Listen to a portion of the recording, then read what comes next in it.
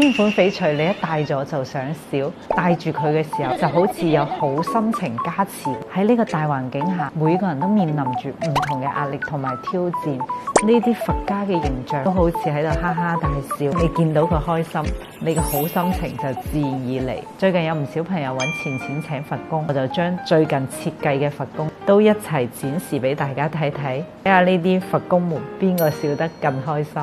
品質要求高嘅朋友可以睇睇呢款，佢好厚身、好冰潤、好清爽，頭上做咗個鑽石，令到佢好純潔、好舒服。光感更加強嘅就係呢一款翡翠嘅部分，熒光感好足，好似戴住一個識發光嘅佛公一樣，晶瑩剔透。有啲朋友小預算，中意簡單扣頭款嘅，咁我就推薦呢一種。佢呢個冰透感係好足，戴起身嘅時候係咪你感受到哇？喺見到佢嘅肚崩，好似能容天下事。所以有時候我哋唔係話一定係有預算先可以請到佛工，豐儉由人一直係前線推送嘅。另外有啲朋友佢係中意好厚啊，咁我就推薦呢一款啦。該厚身嘅地方好厚身，因為佢厚度夠，所以佢立體感更足。翡翠經歷咗千萬年，吸收咗大自然嘅磁場，能夠將好嘅嘢帶俾我哋每一個人。講翻轉頭，佛工又好，翡翠又好，都係睇眼緣嘅。